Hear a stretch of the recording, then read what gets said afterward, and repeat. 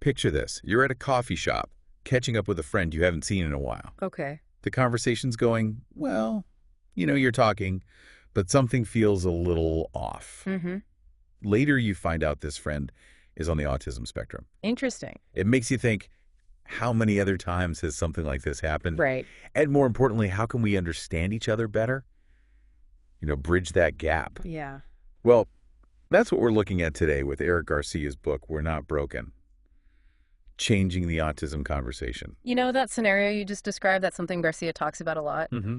It's like he's saying, hey, autism isn't something strange or, out there. It's part of our lives. We just might not see it. Yeah.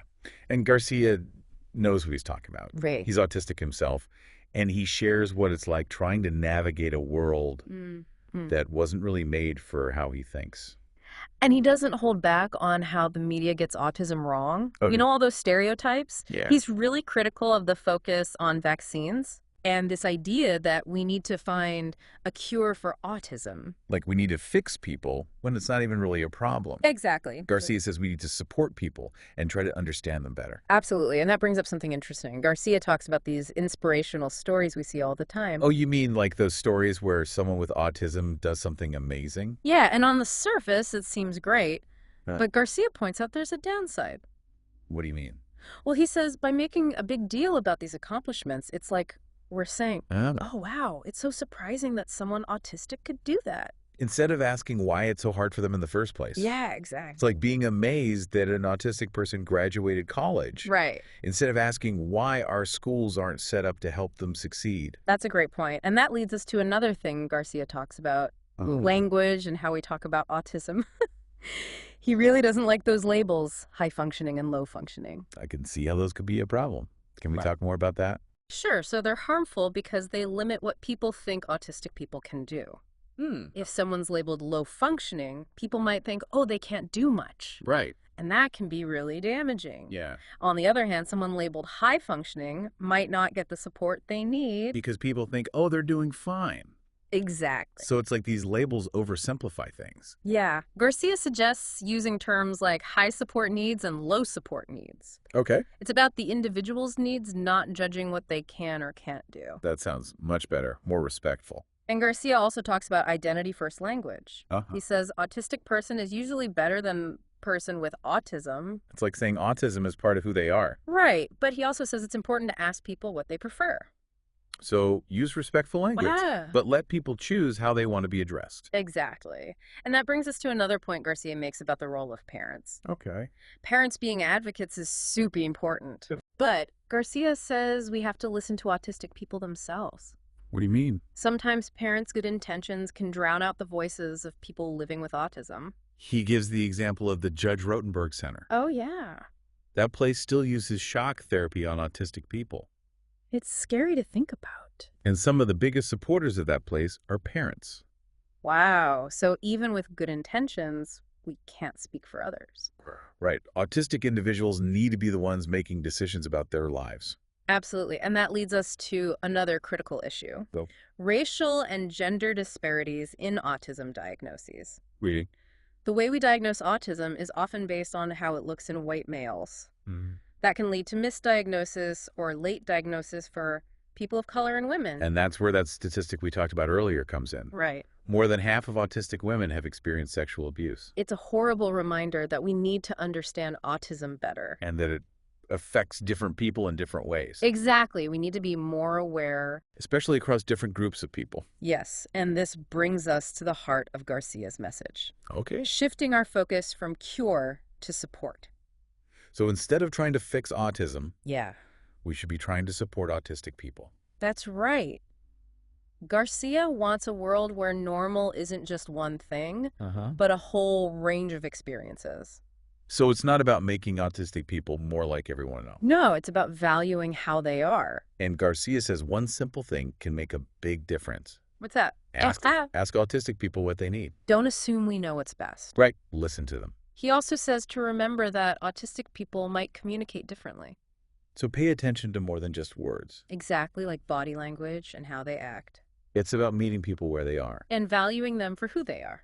This has been a great conversation so far. Yeah. We've talked about so much already challenging stereotypes, how we use language supporting autistic individuals. And this is just the beginning. We'll be right back after a short break to dive even deeper into Garcia's ideas about changing the way we think about and approach autism. Stay tuned. So before the break, we were talking about how Garcia wants us to shift from cure to support. Yeah. And he has some really good ideas about making things better for autistic people. Like in education. Right? He says our schools are too focused on everyone being the same. Yeah, like everyone has to learn the same way. Which leaves some kids behind. And it's not just about learning. Right. It's also about feeling safe and respected in school. Exactly. Garcia talks about having sensory-friendly spaces and learning environments that can change for different needs. Yeah, and support plans for each student. He makes us think, what if we celebrated the unique talents of autistic students? Instead of trying to make them like everyone else. Yeah, What if? so much potential. But we're stuck trying to make everyone fit in the same box. And it's not just about school. Right. It's about society as a whole. Everyone should have the chance to succeed. Garcia talks about the workplace, too. He says a lot of workplaces are really tough for autistic people. With all the rules and social stuff. Yeah, he talks about clear communication, Okay, predictable routines, and less sensory overload. that would make a big difference. He also says autistic people have a lot to offer, Yeah. like attention to detail and strong analytical skills. And they think about problems in different ways. Imagine how much more creative workplaces could be. If we let everyone use their strength But it means we have to stop seeing differences as bad things. and start seeing them as valuable. And that comes back to asking. Right. Garcia says, if you want to know what an autistic person needs, just ask them Don't make assumptions. and really listen to what they say. He also says autistic people might communicate differently. Yeah, so pay attention to more than just words. Be patient. And remember, communication goes both ways. Asking and listening are so important. For building connections and understanding. Garcia's book reminds us that our differences are what make us human. Instead of erasing those differences. We should celebrate them. And build a world where everyone can thrive. It's a beautiful idea, and I think we can all work towards that. Yeah. Yeah, it really is. And you know what? I think that's what makes Garcia's book so powerful. It's personal and real. Right. He wants us to do something. And he makes you feel like things can actually get better. Right. He talks about the tough parts of being autistic. Yeah. But he also talks about the amazing things. Like Right. how strong and creative autistic people are. Yeah. He says autistic people often see the world differently, and that can lead to new ideas, He even says those things we think of as autistic traits. like focusing on details Yeah, or liking routines. or being sensitive to things. Those could actually be strengths. It makes you think, what if we embrace those differences? Instead of trying to change people, What if we valued all those different perspectives?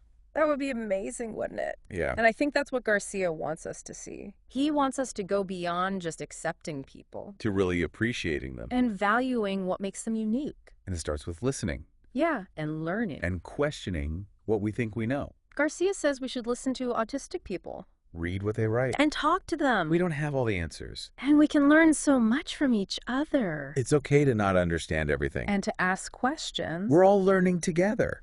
It's a journey. But Garcia's book gives us hope. It shows us that we can create a better world. A world that's more inclusive and supportive for everyone. If you want to learn more, definitely check out We're Not Broken. It's a really powerful book. And it can change how we think about autism. And remember, we can all make a difference. By being understanding and advocating for inclusion. Let's celebrate the uniqueness of every mind. That's a great way to put it. Thank you so much for joining us for this deep dive into We're Not Broken, changing the autism conversation.